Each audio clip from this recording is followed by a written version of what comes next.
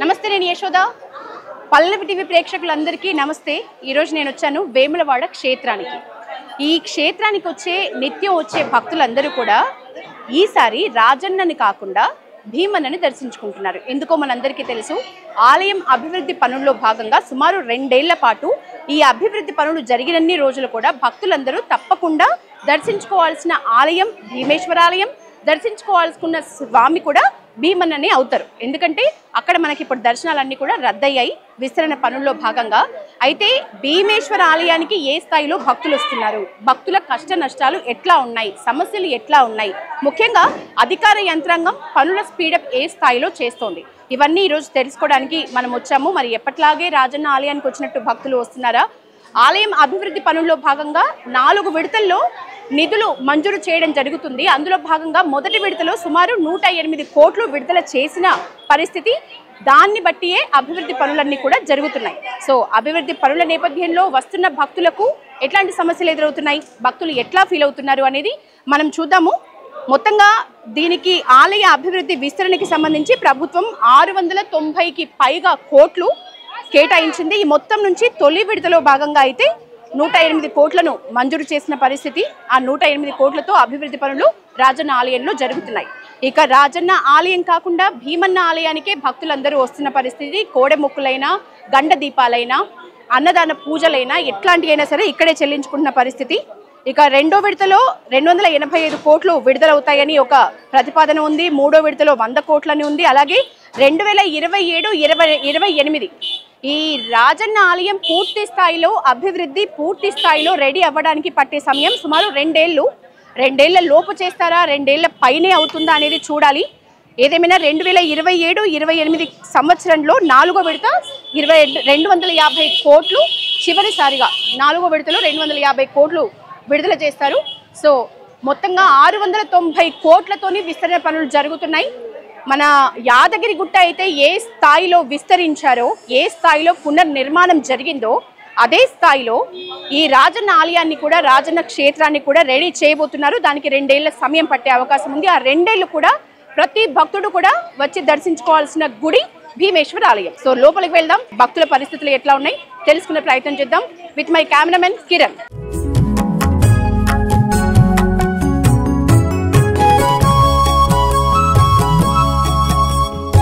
ఇక టెంపుల్ విస్తరణలో భాగంగా మనం మునుపు నుంచి ఎన్నో ఏళ్ల నుంచి వేములవాడకి విచ్చేస్తున్న భక్తులకి కూడా ఏది ఎక్కడ ఉంది అనేది ఎంతో కాలం నుంచి వస్తుంటారు కాబట్టి వాళ్ళకి గుర్తుండే అవకాశం ఉంటుంది. కానీ ప్రస్తుతం విస్తరణలో భాగంగా టెంపుల్ పునర్నిర్మాణంలో భాగంగా అన్ని కూడా మార్పులు చేర్పులు జరిగాయి. కళ్యాణకట్ట ఉన్న ప్లేస్లో లేకుండా, లేకపోతే తాత్కాలిక కళ్యాణకట్ట మరొకటి ఏర్పాటు చేసి, ఇట్లా వివిధ రకాలుగా చాలా చేంజెస్ జరిగినాయి. సో ప్రస్తుతం మనం కళ్యాణకట్ట ఎవరైతే తలనీలాలు సమర్పిస్తారో వేములవాడ రాజన్నకి మొదటి మొక్కు తలనీలాలు పుట్టిన బిడ్డ దగ్గర నుంచి పెద్దవాళ్ళ వరకు ప్రతి వయసు వాళ్ళు ఇచ్చేదే.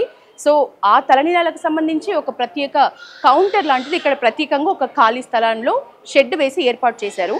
సో వాళ్ళతో కూడా తలనీలాలు సమర్పించే భక్తులతో, అలాగే తలనీలాలు చేస్తున్న వాళ్ళతో కూడా, ఆ పని కార్మికులతో కూడా మనం మాట్లాడిద్దాం. ఇది మునుపటి లాగానే రష్ వస్తున్నారా? ఈ తలనీలాలు ఇచ్చే వాళ్ళు ఏమైనా తగ్గిండ్రా? తగ్గలేదా? ఓకే. ఇప్పుడు సుమారు 2 ఏళ్ల పాటు ఇదే పరిస్థితి ఇట్లానే ఉంటది పూర్తిగా గుడి రెడీ అయ్యే వరకు. మరి అట్లాంటప్పుడు మీకు సంబంధించి ఈ మీరు కట్ చేస్తున్న వాళ్ళకి, మీకు సంబంధించి హెయిర్ కట్ చేసే వాళ్ళందరికీ ఏమైనా ఇబ్బందులు ఉంటున్నాయా? ఎట్లాంటి ఇబ్బందులు లేవా? ఇక్కడ ఎన్ని షిఫ్టుల వారీగా పనిచేస్తారు మీరంతా? 100 మందికి పైన ఉన్నారు. ఇది ఒక్కటేనా ప్లేస్? ఇప్పుడు ఇంకోటి టెంపుల్ దగ్గర ఏది ఎప్పుడు మనం టెంపుల్ పక్కన చూస్తాము, గుండం పక్కన అక్కడే ఉందా? అది బంద్ అయింది. మరి ఇప్పుడు ఇక్కడ ఉన్న ఇంకొక చోట ఎక్కడ?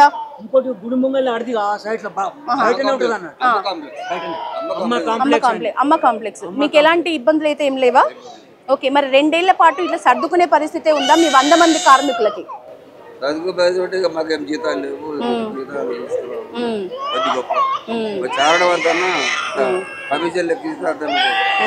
కాదు, ఎప్పుడైనా అనుకున్నారా గుడి ఇంత పెద్దగా మళ్ళీ పునర్నిర్మాణం చేస్తారు, ఇంత పెద్దగా చేస్తారని అనుకున్నారా?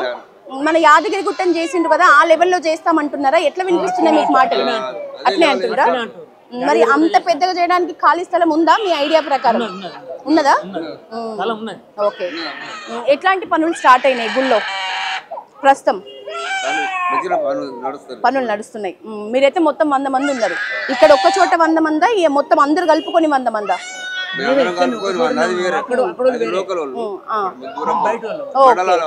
ఓకే ఓకే, అది లోకల్ వాళ్ళు. లోకల్ వాళ్ళు ఎంత మంది ఉంటారు? సుమారు 70 మంది ఉంటారు. మొత్తంగా ఒక 200 మంది వరకు మీరు ఉన్నారు. మరి ఇప్పుడు రెగ్యులర్ గా ఈ అయ్యవారిని దర్శించుకోవడానికి వస్తున్న భక్తులు మునుపట్లాగే వస్తున్నారా? వస్తుండ్రా? ఇప్పుడు మళ్ళీ వస్తుండ్రా? మొత్తానికైతే భక్తుల రాక అయితే ఉంది. ఎందుకంటే వేములవాడ రాజన్నని దర్శించుకునే సౌభాగ్యం అయితే లేదు. కానీ మనకి ఏదైతే రెగ్యులర్గా మనము అమ్మవారి టెంపుల్ ఉంటుందో, బద్దిపోచమ్మ టెంపుల్, ఆ పక్కనే ఉన్న భీమేశ్వర ఆలయంలో తమ మొక్కులు చెల్లించుకొని వెళ్తున్నారు భక్తులు. సో ఇంకా ఎలాంటి మార్పులు జరిగాయి, భక్తులకు కలుగుతున్న ఇబ్బందులు ఏంటి, అలాగే ఇక్కడున్న వ్యాపారస్తులకు కలుగుతున్న ఇబ్బందులు ఏంటి, మరిన్ని మాట్లాడే ప్రయత్నం చేద్దాం.